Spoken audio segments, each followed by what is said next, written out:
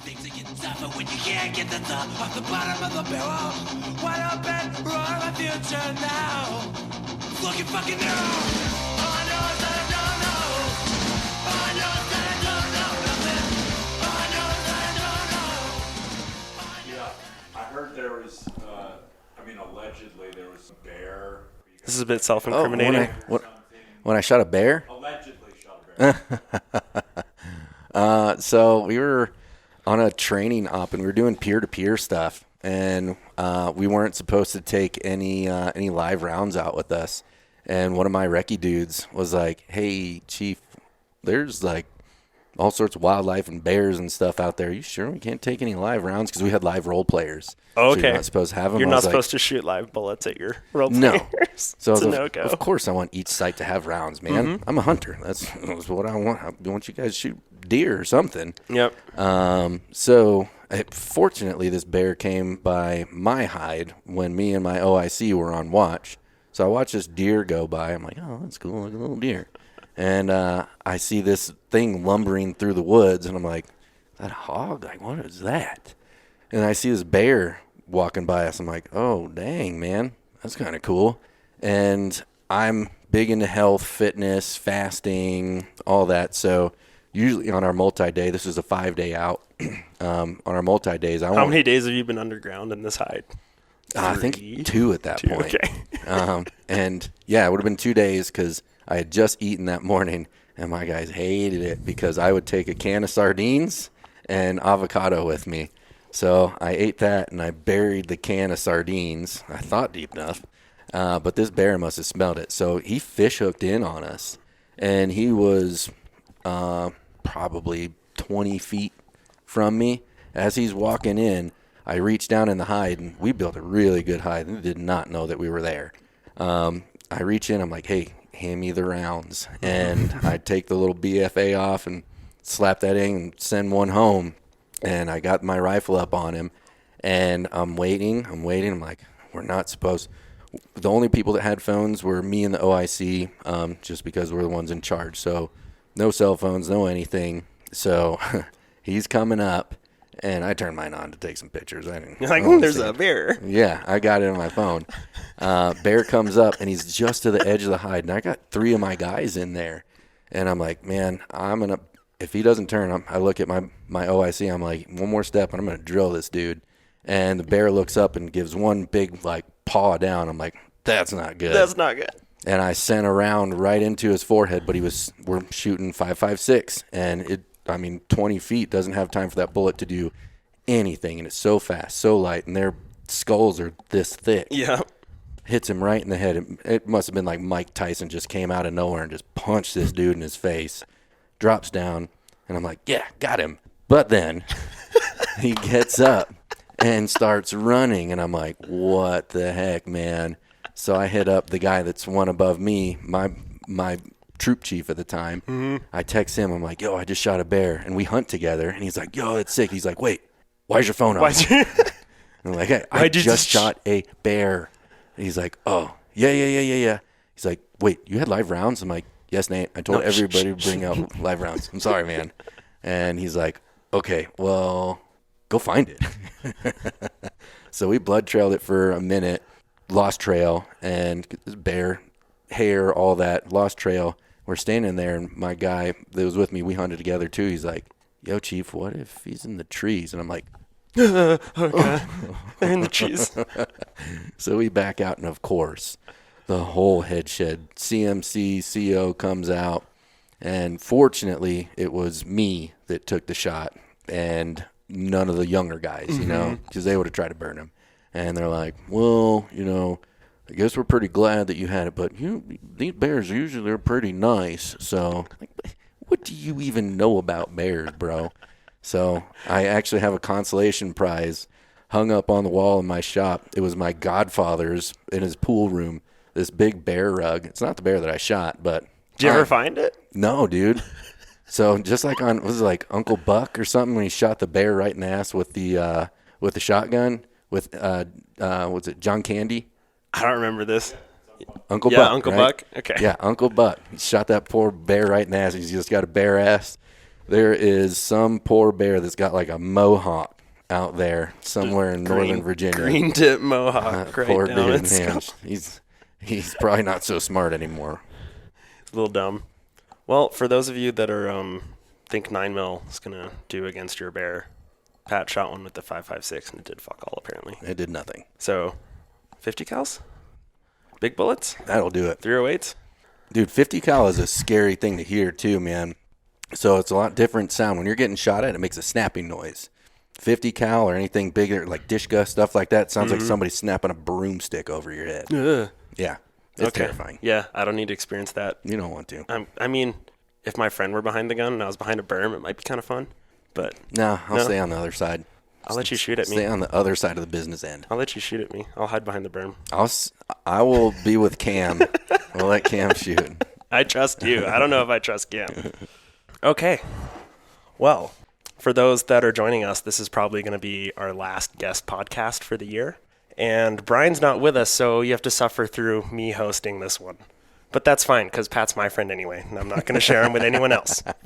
For those joining us, we have our good friend Pat Tozzington, and he was just in town, decided we should do a podcast. We've been talking about it for a bit, and finally the stars all lined up, and we're here. Do you want to introduce yourself? Hi, I am Pat Tozzi. He likes to put little fancy things onto my name. Yeah, you have a lot of accolades, dude. One or two. One or two to be proud of. Okay, I we can guess. talk about that later. But yeah, Yeah, we continue. can talk about that. I'm Pat Tozzi. I'm here doing this podcast with my friend here. I own a shop, Green Devil Garage. I'm a retired SEAL, spent 20 years in the military, most of which were in the SEAL teams. And I went that direction because I had a choice of go in the military or spend 7 years in prison. I mean, do you want to just dive straight into that? I mean, that's my introduction. That's who I was. I went from 18 years old to boot camp. And What happened from nerdy Pat to I'm going to go to prison Pat before it was I'm going to join the Navy Pat? man, so nerdy Pat, I was born a day after my dad's 60th birthday. My parents were 31 years apart in age. My mom was 29. Damn. Yeah. Yeah, your dad's got game. Okay, let's go. Sylvester Stallone was not the Italian stallion. It was my father. It was definitely your dad. Okay. Yeah. So, I mean, when you have that, though, you don't have much of a, you don't have any normalcy to, parents don't, my dad's friends were in their 60s and 70s, so I grew up with what I think is cool is old people. So I got big old glasses, parted hair. I didn't know what was going on, You dress man. well, though? You know, all the nice clothes? Man, whatever my mom made me wear. So probably just awful. Good portion of my life is just, it's been exploded out of my brain from a lot of explosions and just blocked out because some of those things were just real painful probably to remember. So from dorky Pat, I got into 6th grade. And I don't remember what happened, but I got in a fight with an 8th grader, and I beat the bricks off of him, and everybody's like, huh, this guy's kind of cool. And I'm like, well, I guess I got to kind of figure this out. So if it was like a movie, it would have gone from like, you would have seen this dork like go into a room and come out with long, straight hair, contacts, band shirts, Jinkos, all this. Janko jeans, like the big ones at the Oh, man, my first ones were the twin cannons, the biggest ones. The biggest They were ones. bigger than my feet. Mm-hmm. And my father hated them. So I ended up having to give them to my friend, and I would have to wear I had green cargo pants. I'd wear those to the bus, and then my buddy would have my pants, and I could change into my Jinkos. Oh, what a good friend. Oh, That's yeah. a good friend to have. Same friend. My parents wouldn't let me have Marilyn Manson CDs, whatever. I had them, but they were just stashed away. So in that time, I just got linked up with the skater crowd, but I was like a hybrid. I was still an athlete, but I was also, my friends were not athletes. So we just hung out, and for us, what was fun was just going out and fighting. So Yeah. that's just pretty much all we did. We'd go out, our 103-pounder, 119-pounder would go pick fights with somebody, and somebody thought they were just going to beat the bricks off of these smaller guys, and then they'd get coaxed, people walking backwards to the woods, And then me and my other buddy Jared would come out of the woodworks and just beat the bricks off of Yeah, people. this is your classic feigned retreat, and you draw them into the Oh, kill yeah. box. It wasn't even an alley ambush. It just straight back, and people were like, all right, well, we're just going to beat these guys up. But I was just so full of hate and discontent and just zero care given in the world that I just did whatever I wanted and didn't care about recourse, nothing, which went to the prison part. You know? Yeah. I didn't care. What was fun to me was, I was talking about it when I was in Texas a couple days ago, and my girlfriend got to hear all this, some of, a good portion of the stories of, like, what we thought was a normal childhood was not. I mean, from LSD showing up at 12 years old in my life to everything else. I mean, I lived in my probably say middle school years. I probably lived more life than most people have in their entire lives when it comes to that stuff. I believe that. Yeah. Yeah, it makes you real creative. It makes you. I was going to say, smart. it seems like a pattern between all you operators now that I've met quite a number of you. There's a certain pattern in the whole, like... Drug use? No, like drug use and young fighting. Like fighting when you're super young. It's just one of those things, man. And I think at this point now, like, people are afraid to fight, and you kind of have to be, because everybody's feelings get hurt over the smallest, dumbest shit that they'll get in trouble for. So everybody is backpedaling because they're afraid of repercussion, because if you get in trouble for calling a he a she or a she a he, then what happens if you break somebody's jaw?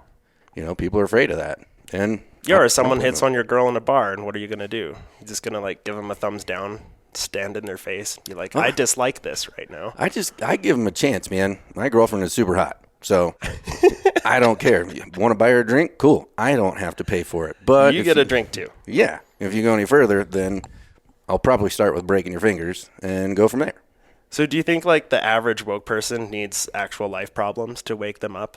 Yeah, I think this whole world needs that. I mean, you need to have some contrast in life. Life is not pretty. Life is not easy. You shouldn't get a trophy. We shouldn't have this participation trophy life. Life is, it's hard. You know, it just is. It's not meant to be easy. It even says in the Bible, if you do not work, you shall not eat. You have to earn your place every day in this world.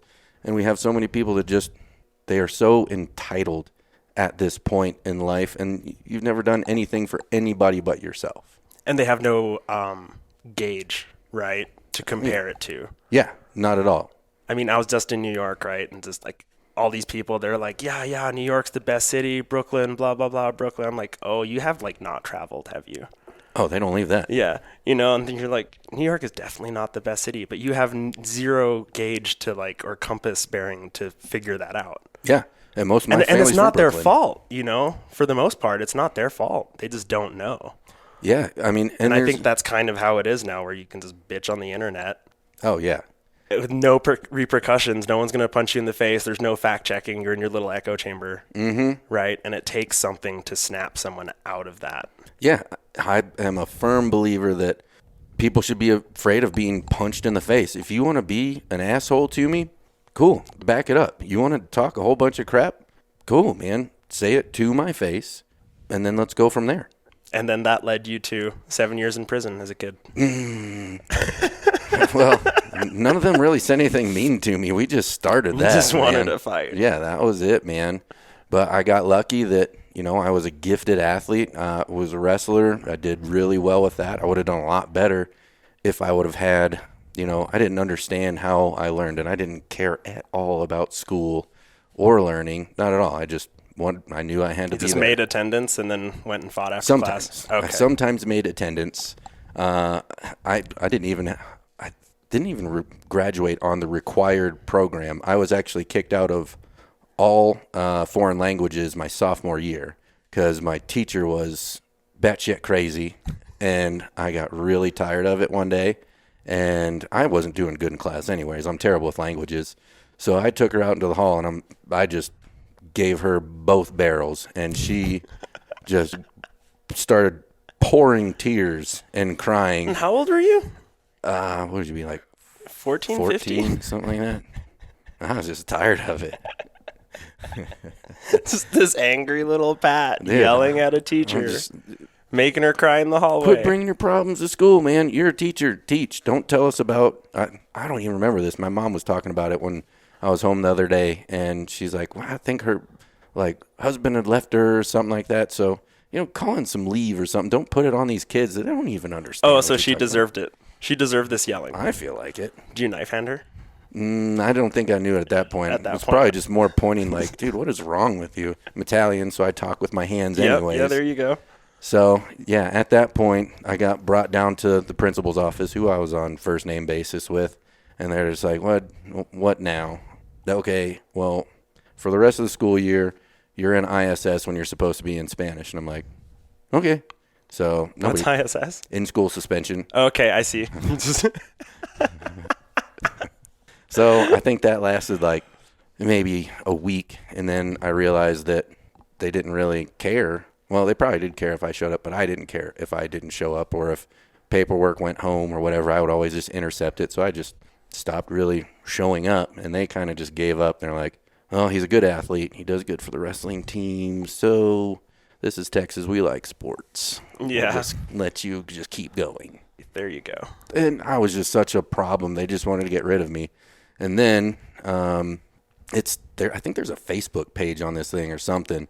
The last half of my high school senior year, I spent in a bad kid school called, I think it was like Bridges or something, which if they would have had a wrestling team, I would have just gone there. I had 3 recesses a day as a senior in high school. Perfect. I played tetherball, and I got to there was other bad kids from middle school. Yeah. So they're shorter than me. I'm dunking on these kids, playing tetherball, feeling good about myself. Yeah. I finished all my schoolwork in 2 weeks, and I got A's, and they're like, well, how? I'm like, well, I'm not stupid. I just don't want to do it. Yeah.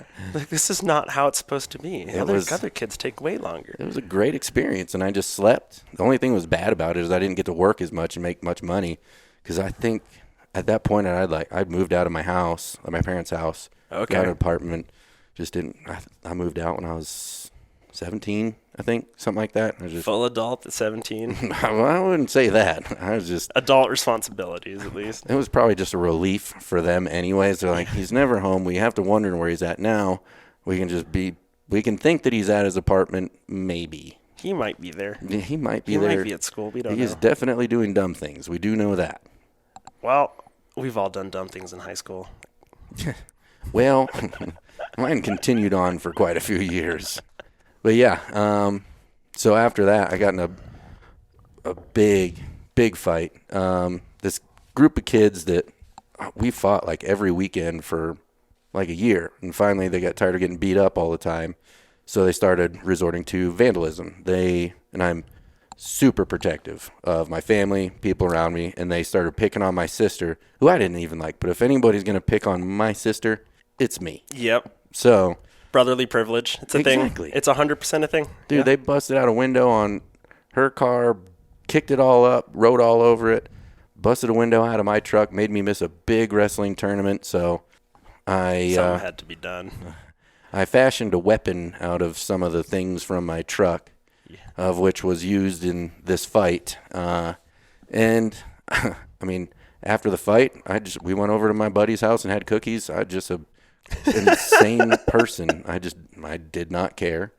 And I think it was a month later, I get a call from a detective in Southlake, Texas, which when I heard I was going to jail there, I was like, man, it's great. They're loaded over there. So I probably have steaks for breakfast and stuff. I get to work out. That's what I thought. So he called me. He's like, 2 choices. You can turn yourself in by noon tomorrow, or we're going to come pick you at your apartment, and named out my address. And there was a lot of money of stuff there that I didn't want them to find. So I was like, I will see you tomorrow, Detective White. Yep. And then I knew that there was no hope in college, anything like that. I called up a recruiter, and I'd already been talking to the Marines, actually, and was in the delayed entry program at that point.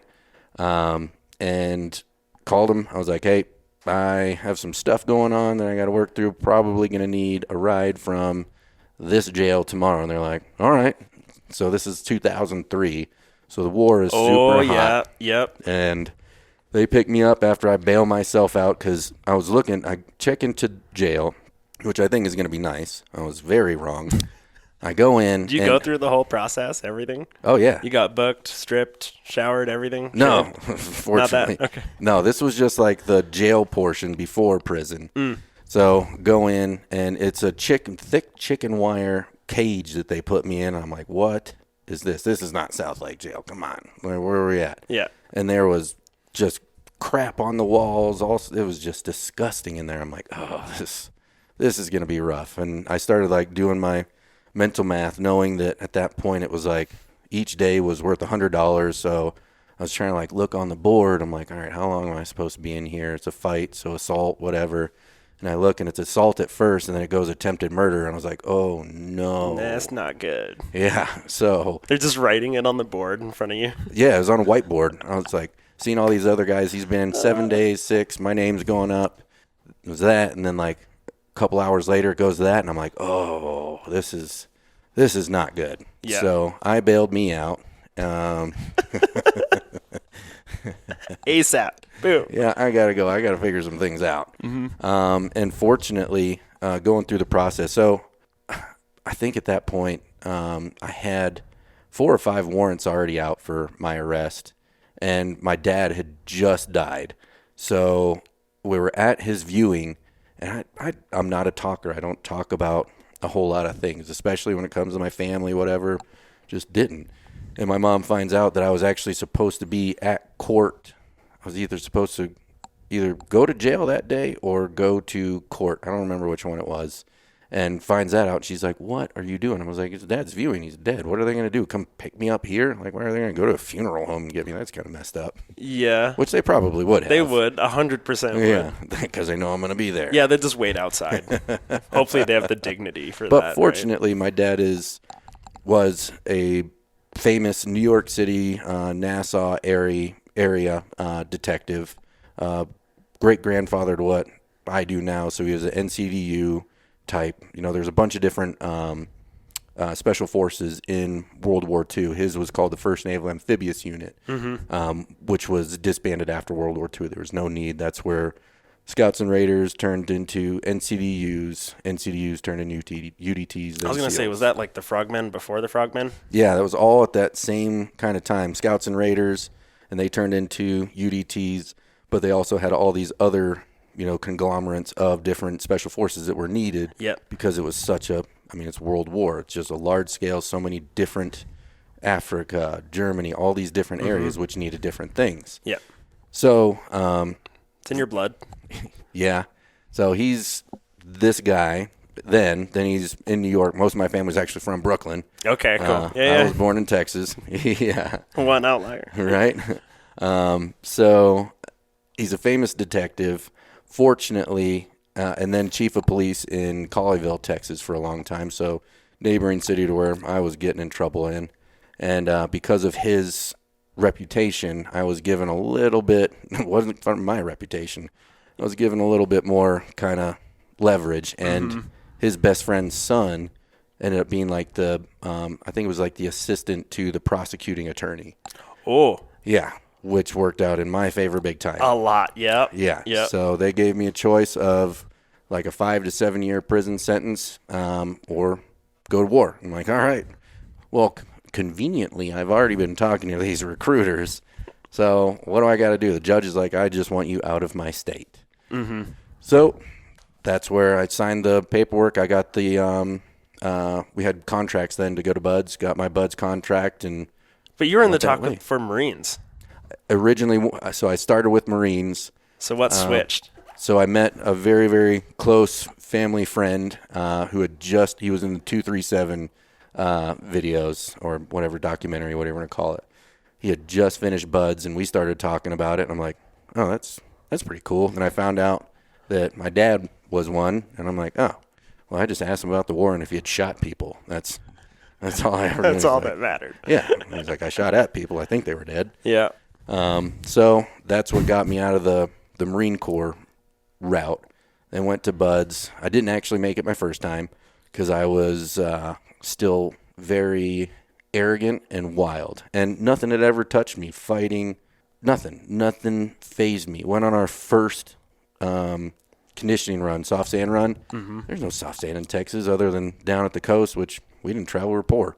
So go on the first soft sand run. I'm like, this is going to be easy. And I'm watching these freaking gazelle just go. And I'm like, something's wrong with my sand. My sand's a lot different. My sand's different from those guys' sand. This is bullshit. So that was the first kick to the pills. Then we're in Hell Week. I was the last dude to go away. My first class was 254. I think it was like Tuesday morning or something. I have this instructor just in my ear, just giving me hell, man, telling me I'm ducking boat, and I'm trying to like get my head up as high as I can. I am angry. I am so mad. And I'm like, dude, I'm going to rock this guy. And I like turned out and I just walked away from the boat, and that was a quit right there. I'm done. And people have asked me, they're like, well, why didn't you just get back under the boat? And I'm like, why didn't I just get back under the boat? I don't know. So that was a quit for me there. Didn't make it the first time. Spent 18 months in the regular Navy, which was awful. I didn't know this about you. Yeah, dude. I didn't make it the first time. So I spent 18 months in the regular Navy as a mineman, and it was I was stationed back in Texas. I was stationed in South Texas, and when I got stationed there, I'm like, I don't know if I'm allowed to be here because the judge said get out of my state. Get out of my state, so you can't be stationed back in the... Yeah. I can't get in trouble here because this could go really, really bad for me. Mm-hmm. But there was times when I was in the regular Navy, I'm like, man, I should have just served out my 5 years, whatever, maybe gotten out for good conduct, whatever, and then I've been free. But I know me, and there is no way that if I would have gone to jail that I wouldn't have spent life in there because somebody would have done something stupid, and I would have gotten even more stupid. You can't just walk away from the boat when you're heart checked in jail, can you? Nope. Yeah. No. So went to the ship for a while, forged some signatures, and got back a little bit faster. It took like 18 months to get back to Buds. I ended up going through Hell Week with 262, graduated with 263, and then went to Team 2 and deployed for the next, 17 years. Team 2, Team 4. I was all over the place. That's pretty absurd. That's kind of crazy. How have the teams changed? Because you've been there longer than most, I feel like. And you've been in, like, a command position there. Mm-hmm. It's like, how do you think it's changed from peak war to now to from, like, before drone tech and ATAC and all that shit to now? Exponentially. Maturity-wise, the types of people that come in, I think at wartime, guys were excited to go. They were excited to serve their country. We served in our own capacities. It gets to the point where, like, people ask, like, Iraq, Afghanistan, was it worth it? Well, it was to me and the guys because everybody that we brought home, that's what made it worth it. We're fighting for our country in ways, but at the same time, I'm more so fighting for the guys around me than anything else. And that's what, a lot changed there because when I was coming up, they say in the house, in CQC, you got to be your buddy's backplates. For us, that actually meant something because we're still getting shot at in the house. We're still in deployments and all that.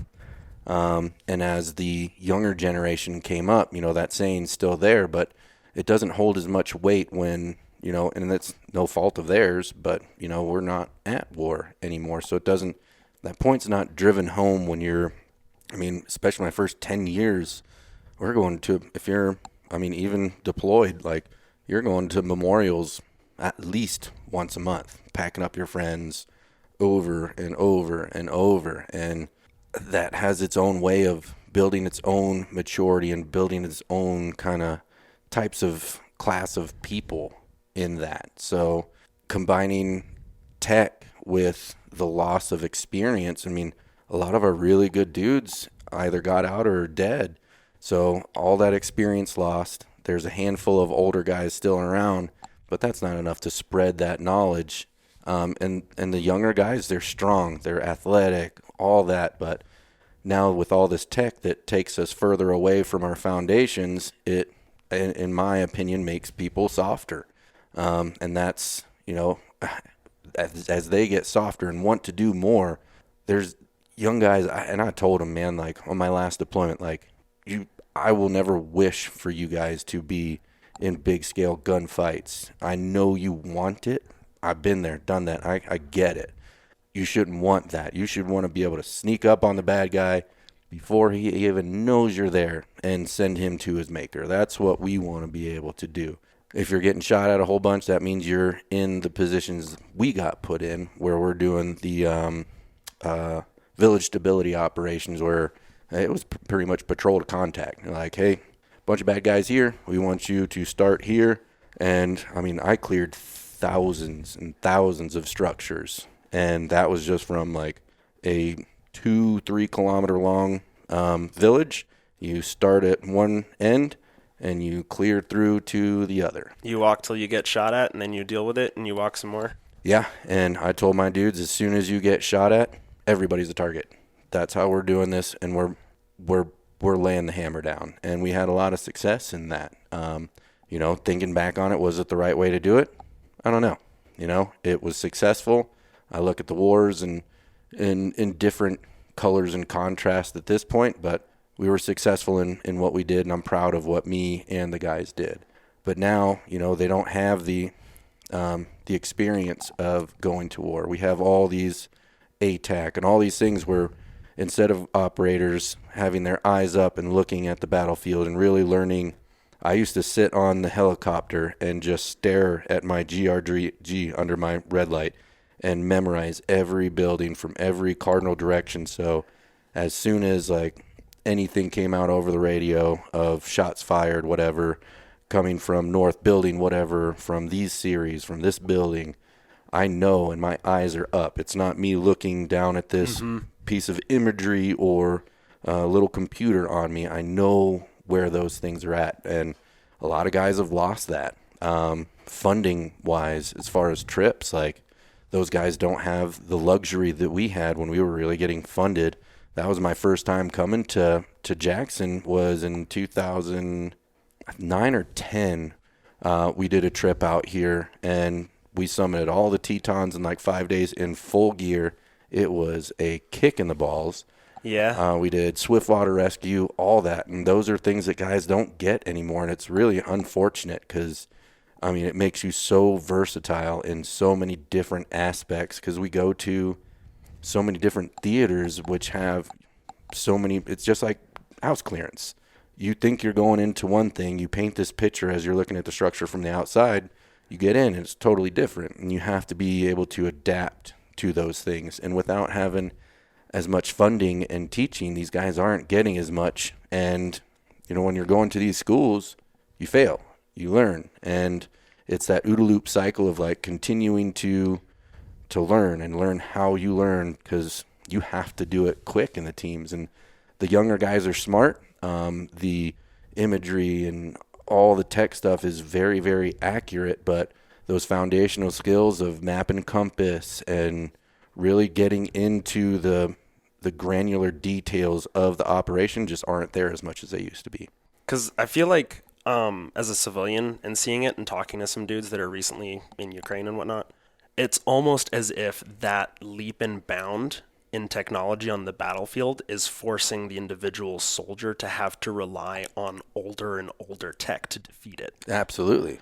Right, whether it's jamming or just like you put the nets up so the drones can't fly into your trench, or like having the right walls in the trench so ordnance doesn't bounce off and shrapnel you and that sort of shit. And do you think like those lessons are lost and we just have to like re-pick them up every other conflict, or do you think that there's enough like old guard and wisdom in the senior leadership that can get passed on? I think that's a multi kind of layered answer on that, because in my opinion, the upper echelon of most special forces groups has been inundated with turds. It's sit at a red light long enough, it's going to turn green. And that's what these guys have done. The good dudes that say no and that are by the boys and the operation and the mission, those guys are pushed away or passed over for rank and things like that, because they tell the upper echelon, they say no when it doesn't make sense and it's not by the mission. they want all these yes men, and those are the guys that are sitting in the seats, and it's really unfortunate. I told my younger guys before I got out, I'm like, hey man, take everything good that I did and everything bad that I did, and I want you to learn from it, because these corrections have to be done from the bottom. So as far as that experience, there's not a lot there, because I can name off a lot of the people that are in charge in the SEAL community that haven't done a thing, and they're the ones that are telling people what to do and how to run operations. When I was in Kismayo, I had a C-130 pilot that was telling me how to do things in ground operation world, and I told him, I'm like, your idea is not worth a shit and it's not going to work. And he was a 2-star. I reject your reality. Yeah. And substitute my own. It was on Christmas Eve. He come in, and 2 weeks before, he's like, we are never leaving Somalia, ever. And then Trump shut Somalia down. Mm-hmm. And he came in, and he's like, we need to be out of here in 30-some days. So when the Afghan withdrawal thing happened, we did the same thing. It had to be done in 45 days.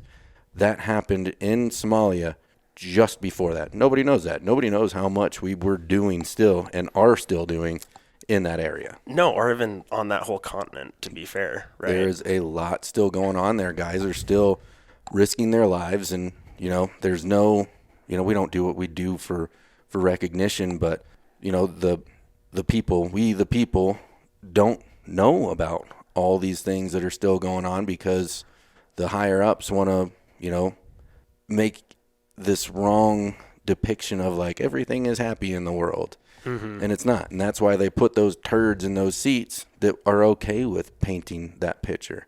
So that experience level at the upper echelon really isn't there. And so many guys have gotten fed up or are dead that could have carried that torch. So now it's the younger generation that didn't experience that. They're now having to recreate those things that we already knew, but they're having to go back to those foundational building blocks that we should always work with. They're having to go all the way back to that and recreate the things, because the higher ups don't ever look at like what's good for the bee is good for the hive. They look at what is good for them. And that's what makes that constant cyclic rate of like, we continue to grow and then we come down, we got to figure things out again. Well, we already know what they are, but then we come back up and have to keep doing that instead of keeping some sort of consistency. And the only way you can do that is take care of those senior enlisted. I don't care about the officers. We have too many. I do not care. My OIC on the last one, amazing dude. He's so awesome. He came into the office as the SEA. I walked up. I'm like, hey, man, I'm Pat Tozzi. I am your platoon chief. Here's the deal. This is our platoon. That's how it goes. And the boys are mine. Tactics are mine. Everything else, you and I deliberate on, and we make decisions. You can be the face for the platoon.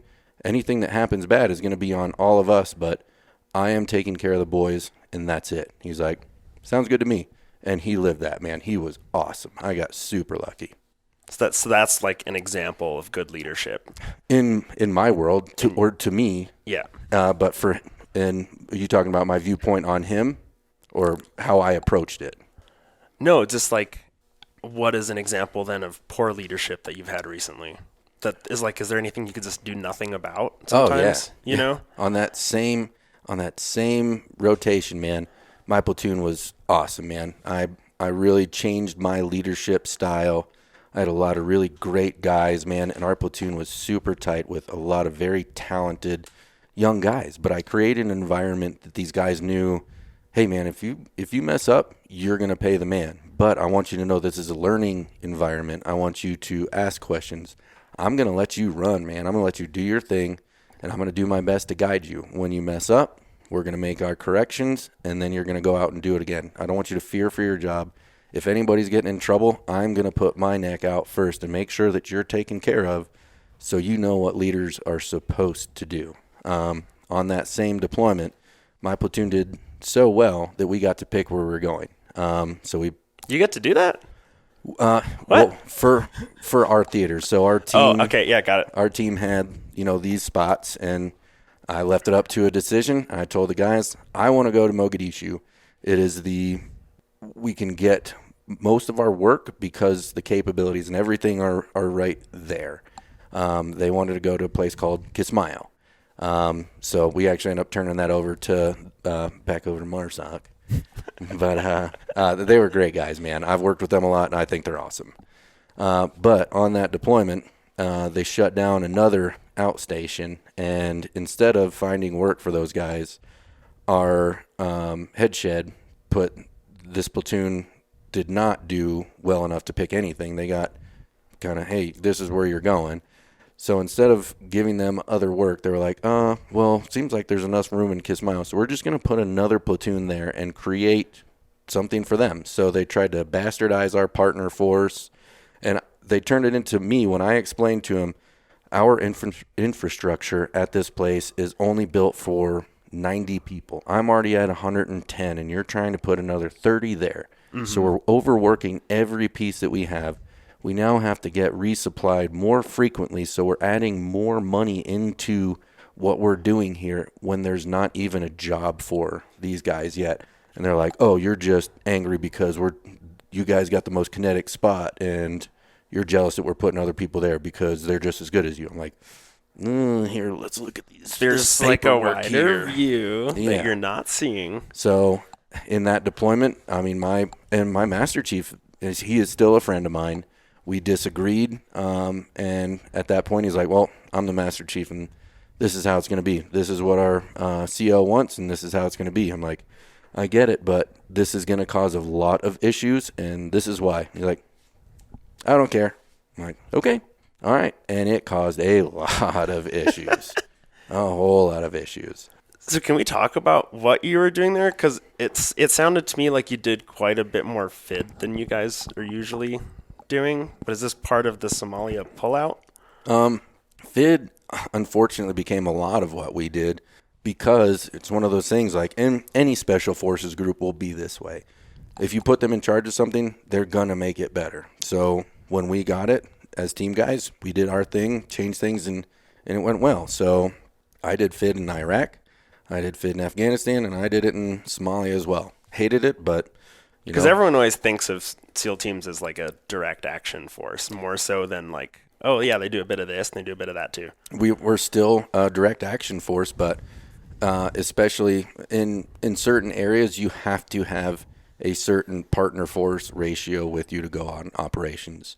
I see. Earlier in my career, we did our best to fudge things. I think it was like 1 Afghan to like 3 team guys, and I would do my best to, Allah Akbar is there too, and so, and that guy's there. And that guy, So we would make do with what we could, but then they got smarter. So there it was. It slowed down quite a bit. There's not a lot of assets pushed there, which is crazy to me because there's only, 2 roads, almost literally everywhere there. So because of that, there's just IEDs everywhere, and we have to GAF, ground force. We have to drive everywhere, which is super dangerous. And again, tech comes in. Not only do we have tech, but they're smart too, man. They have been living on their own in every theater that we fought in. I was going to say, how's fighting the new tech? Bro, I feel so bad for the EOD guys. God bless them. They are just awesome, man. And they put their everything out there for everybody. But there's certain things that you can't do anything about, man. So RC IEDs, remote control detonated IEDs. Those things can be dug in, especially in Somalia. If you have one monsoon, you dig a hole, put something in there, one rain monsoon, it completely just masks the whole thing. You can't see it. Yep. There's 105 rounds buried everywhere out there. And all they have to do is just sit there with their phone and turn it on, push send, boom, gone. And there's nothing we can do about it, which makes operating a lot more difficult because of the risk factor. And that's why a lot of people don't know about what we do over there is because, they want to, put a blanket over this thing. And that's why they don't send assets. So we don't go out and do more. And I will say the MARSOC guys. Oh, really?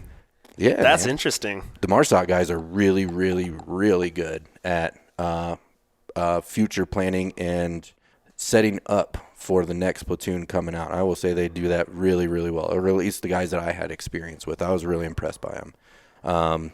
Team guys don't do that so much. They kind of go in, they were like, I want to change how everything was done, and I'm going to be here for 6 months, and this is how we're going to do it. And the next guy comes in, I want to change how everything is done. So there wasn't a whole lot of handover. But MARSOC also did have their own intelligence people attached to them, their targeteers, stuff like that. So that made it significantly easier where we're working by ourselves. You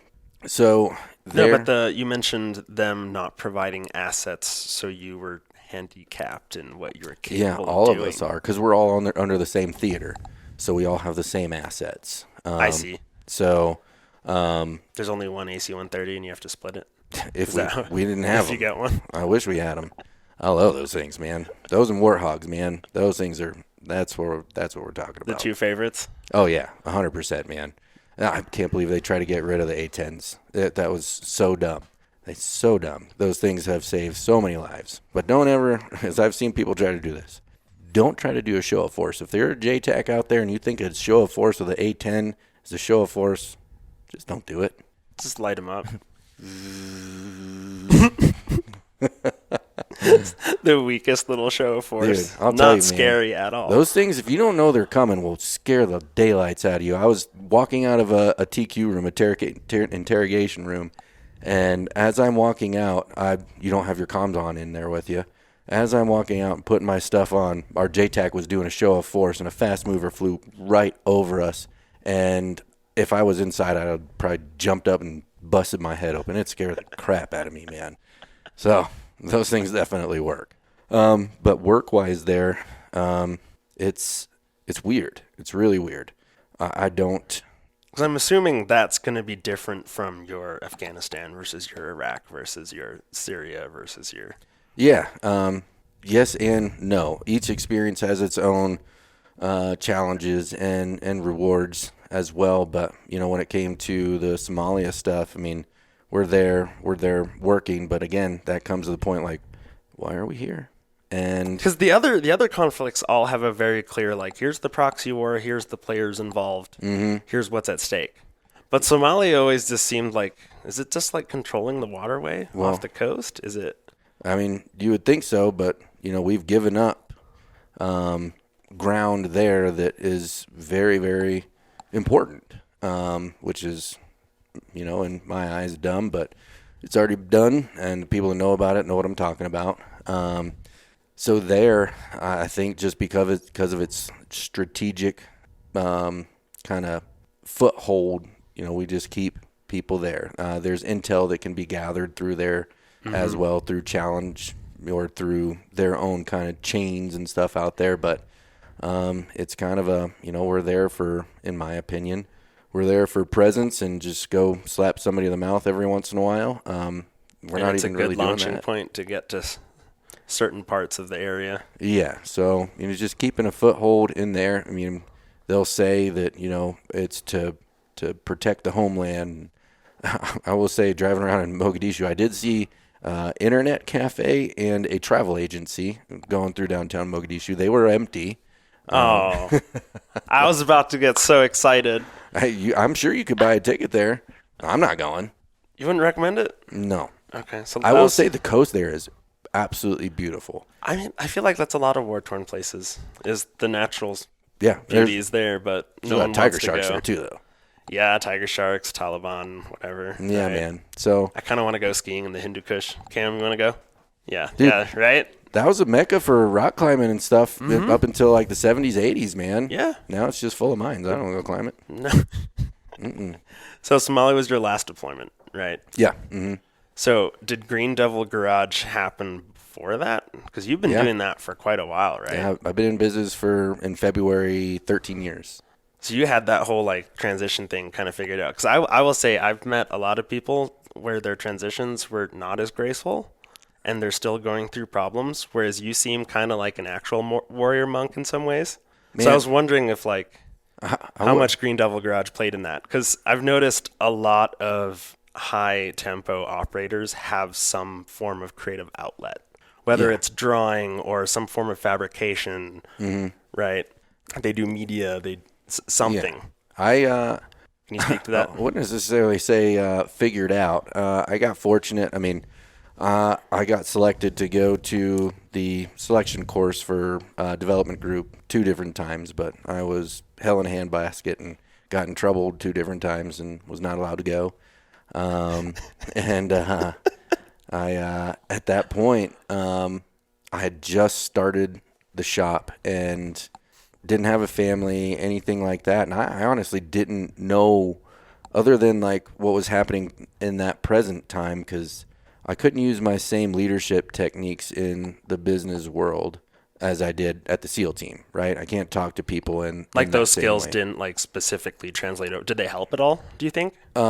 In a structure way, yes, and in be able to like in future predictions for planning and things like that, and having things build onto each other, yes. But when it comes to going from working in an environment where everybody, even the turd, is a highly motivated turd and tries to get stuff done, they just aren't very good at it. It's a turd. It's just a shiny turd. There Yeah. are turds. But they try. When it comes to the civilian world, and especially when it comes to the mechanic or fabrication world, stuff like that, it's just a different class of person. Like, not a lot of mechanics out there are your, high drive type people. They came from a little bit less, and, that's just the life that they lived, and they work at a different tempo. They're used to that hourly rate and just kind of doing whatever they want. So I think that running the business helped me to be more patient when it came to the SEAL teams, actually. So both of them kind of helped each other, but they were also, I lived different lives. It's team guy Pat, take that hat off, put the Green Devil hat on, boom. And then when popularity comes from my shop, in 2016, 17, we started filming for doing a TV show. Yeah. And as soon as that got out to other team guys, as soon as my nose isn't in a breaching manual or the air manual, I'm doing something different, you become a turd, because it's the crab pot mentality. As soon as that one crab starts to get out, the other crabs try to pull it back in. Yeah. And it's not through like any nice conversations. It's just through, childish shit talking, stuff like that. And I put out an invite to an entire troop, to their troop chief and to their troop commander. I knew who the guys were, making fake accounts and talking a whole bunch of trash. And I said, here's the deal. My buddy Mitch Aguirre did the same thing. I will be at the fight gym at 9 o'clock every single morning for the next few weeks. You got a problem? Come on. Not a single person, for him or I, ever showed up. They would just continue to talk trash. If you got a problem, man, be a man about it. Come talk to somebody. If you can't figure it out, throw some gloves on, and whoever wins that. For a bunch of like super cool, like tough action guys, this seems super petty. Dude, so bad. And that's where I started, I looked at the teams in a lot different of a light, and it made me take that step back and look at myself too. Like, hey man, as a leader, what are you creating? Because these guys didn't just take on this persona themselves. So that made me look at myself to do better for them and understand better. Like, if I look at somebody, I'm like, screw that guy, he's doing this. Like, wait, is this hurting anything? Is this just doing something better for him? So I didn't really realize in the business aspect, I saw the growth there. But until I went through my first TBI clinic, when they had us do art therapy, I'm like, this is going to be stupid. But you were building bikes by this point, right? Yeah, man. Yeah, I was our world-class bike builder. Is this the copper bike? I already done that one too. Oh, okay. So you did that early on. I Yeah. thought that came later. Kyle Yoakum and I teamed up on that one in 2014. Okay. That was like a year or two after I had started the shop. I was talking to Jesse James, and Nice. we were setting up a trip to go down there and hang out with him for like a month, me and some other breachers, or a week or so, and just do some reverse metallurgy, because he's amazing with metal. He just is one of the best ever. So started talking that, and he's like, dude, you are more than welcome. I was like, man, we'll like pack up a whole bunch of guns and stuff. We'll come down there. And I think this was even before he started JJFU. So we were going to pack stuff up and go down. I was like, hey, man, I just started this motorcycle shop, and, this is stuff that I'm doing. Would you mind if I stuck down just me for like a week longer and just like was a fly on the wall and checked out what you have going on? Nice. And the next email I get from him was, I have 4 kids of my own. I don't have time to teach somebody how to build motorcycles. I did not like that response. So talked to my buddy Kyle, and we teamed up, and I built a full big old long bike chopper, and all the tins are handmade copper.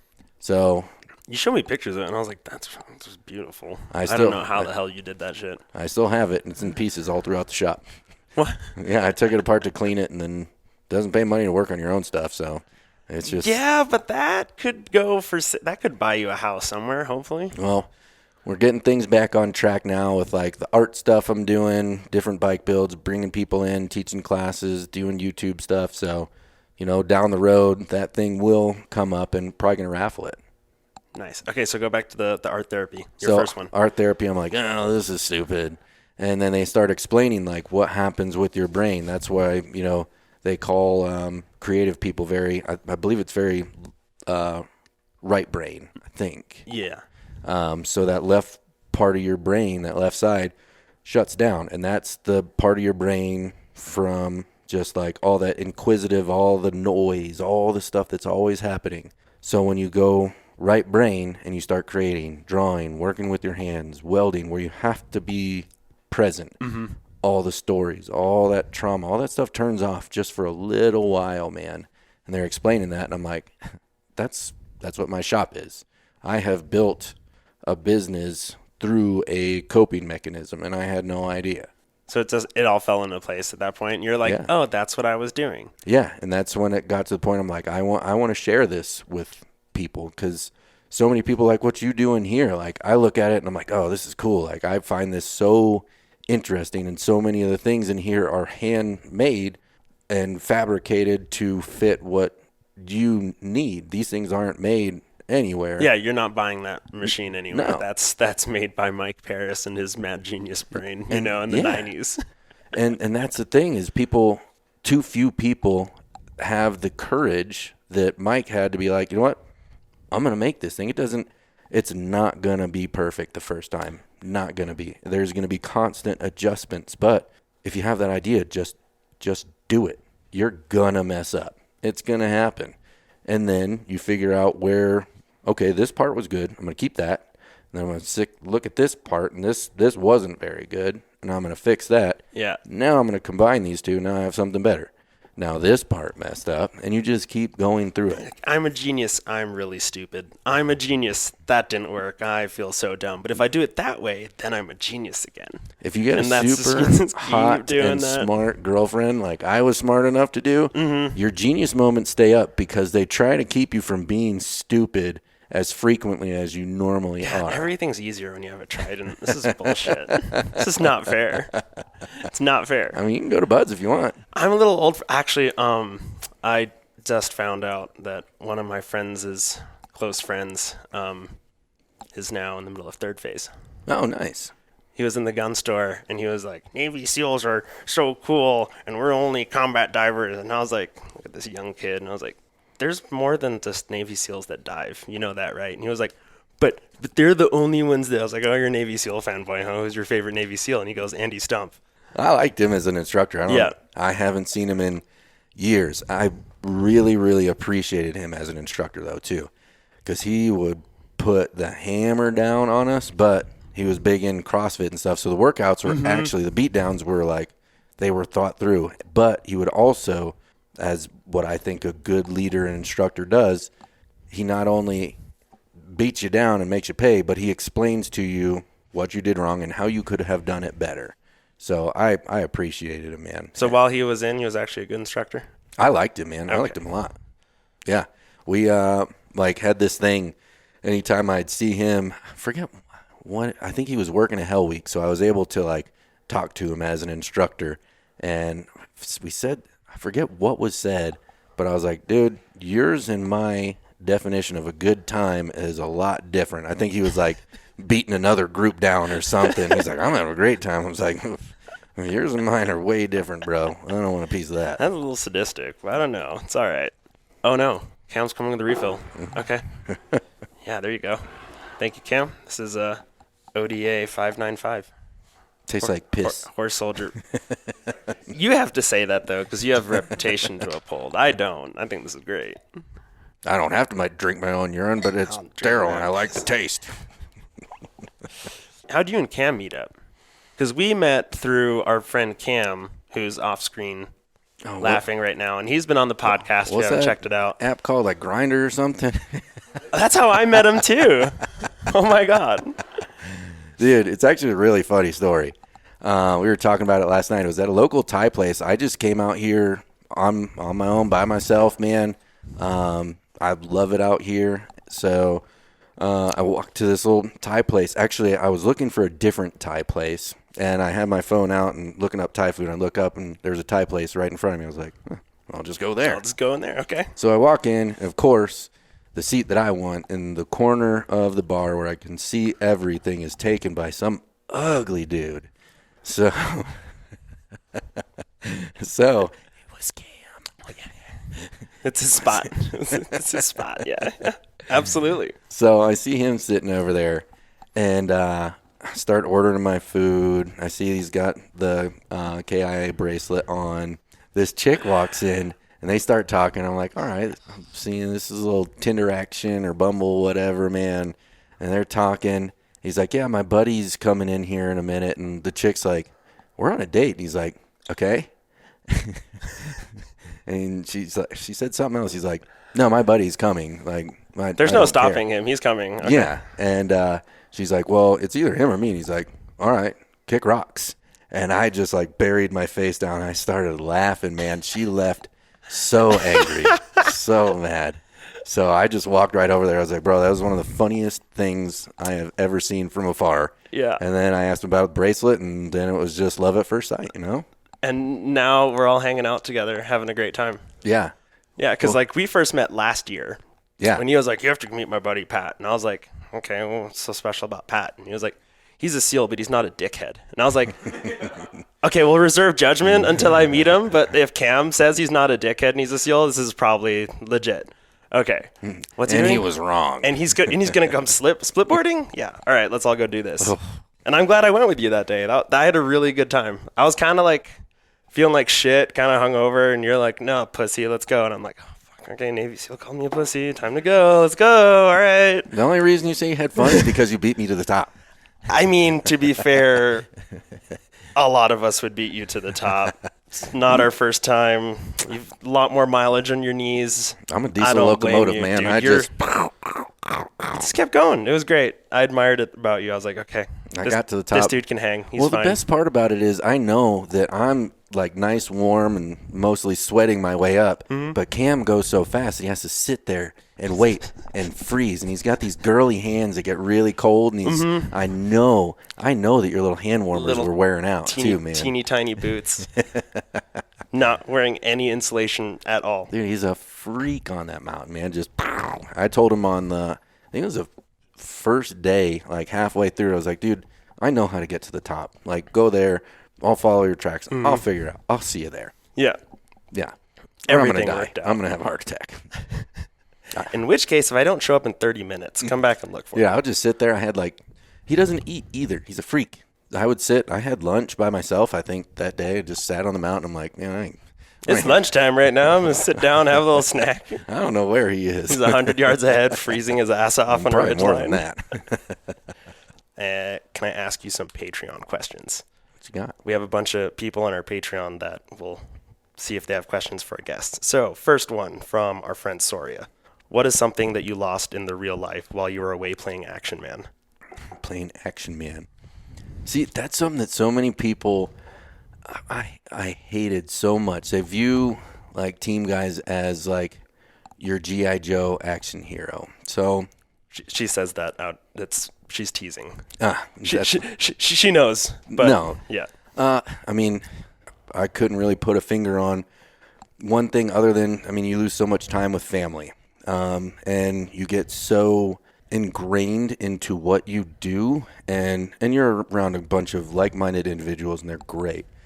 I don't think that I would have been able to have a family while I was in, because I don't think I could have walked away from them, you know? So that time with family, that, you know, that's our most valuable commodity is time. So you lose a lot of time through just being gone on work trips and being gone deployed. So I'd have to say time with family, probably the biggest thing. The biggest thing, that's something you've also seen happen to all your dudes? Oh, yeah, man. Because I see a lot of dudes now come out and they have their kids and they're like, I don't care. I'm spending time with my 2-year-old daughter right now. And I'm like, good for you. Yeah, fuck this contract. Go to Thailand. Absolutely, man. What is your take on the demystifying of special operations with so many people going public, doing podcasts and being in the public eye?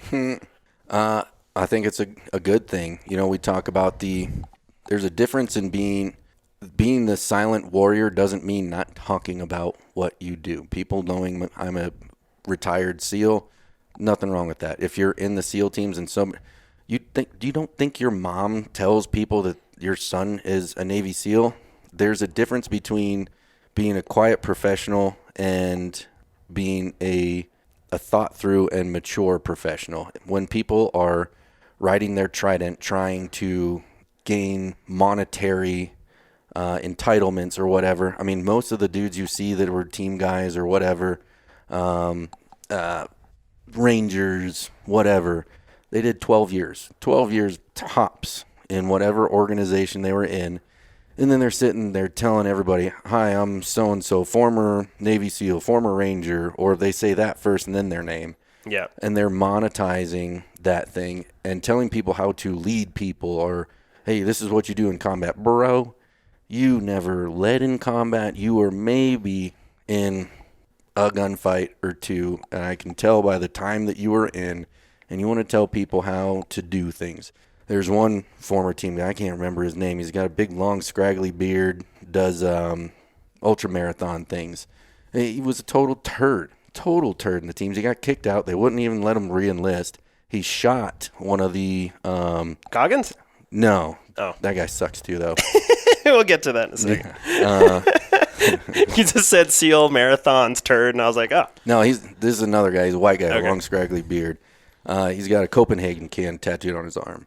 Classy. I will say that those guys do gain some good out of what they do, because there's some young person or, you know, an overweight person that gains some life out of, or some motivation out of the stuff that you know they pump out of their dirty little mouths. You know, good for that, but most of those guys are riding their trident, or, you know, riding their badge, whatever, to a monetary thing, and they're telling people how to lead or what they did, and they did nothing. Because, like, as a civilian, and I first started working in this industry, and you're like, oh, that celebrity person, that celebrity gun tuber, that celebrity talker, that whoever, fill in the blank, famous ex-operator, right? And you kind of, like, idolize them, and you follow their media, and you do buy into the shit that they say. And the longer you are in the industry, you're like, oh, that dude's a shitbag. That dude's a turd. That guy did less than 2 deployments. That guy did not 1 deployment. That guy got kicked out because he shot his teammate in the leg. Yeah. And you see all this, and then it starts to, like, taint the image, you know, where people used to want to, like, touch the magic or be associated with tier 1 dudes, tier 2 dudes, right? Whatever, special operations. And then you're like, oh, don't meet your heroes in some ways. And it's kind of sad. And I think the question is demystifying the shitbags that people idolize, but also everything is so public now. Yeah. Like, people are like, we're in Syria, and they're posting shit on Instagram. Whereas I feel like your generation never would have gotten away with having a camera with you, right? We had a dumbass EOD guy when we were in Afghanistan. I think he lost his phone twice. It was an iPhone. Irrigation dam broke out from under him this one time. We were like walking this little like cat tight rope in this little thing, and it just busted out, and it's flowing full of water, man. He drowned that whole crop, whatever it was there. He stepped on it, and his phone went boop, and then right out. Leave and go away. Thanks, bud. So, do you have to, like, all find that phone? No, we did not find that No, phone. that was- There was no finding that phone. We had a helicopter to get on. Okay, I see. Yeah. But yeah, just be careful who it is that you take time to listen to. Do your research, talk to people. I'm an open book. There's a ton of people on here that talk trash about me. I don't care. Other team guys, whatever. I really don't care. Do your homework. Yeah, do your homework. I mean, most of my successes have come from 90 failures before them, and I'll be 100% open about every failure that I've made in my life. I don't care. Learn from my mistakes too. That's all you can do. Yeah. And if anyone faults you for that, then like they haven't made that many mistakes in their Yeah. life, apparently. Yeah. Get out there and just do it. I feel like, yeah. Awesome. It's been 1 hour and 13. Thank you very much for coming on the podcast. Oh, it was my pleasure. Thank you. I appreciate it. Yeah, man. It's always nice to have good people on, and our first seal nonetheless. So, Hey, do you have any dad advice to leave with our guests? dad advice? Yeah. Be a good one. Don't be stupid. Be a good one. Be a good human. I think being, with Brittany, she has 2 girls of her own, and I'm getting to like step into. I don't have kids, of getting to be in that like fatherly figure role, and it's surreal. It's really, really cool. And I think the best advice I could give is just something I've learned through leadership, which I see as parenting as well as ask why before you jump to any conclusions, before you try to just lay the hammer down. Take a second, just like a gunfight. You don't run into a gunfight. You're mapping everything out as you're going there. If this happens, then I'm going to do this. I'm going to get behind this. So map out that area. And then when you get there, when you're getting shot at, when stuff gets hard, you just take that pause. You figure out where you're supposed to go. You find your left and right limits. You know where everybody is. So ask why first. Why did you do this?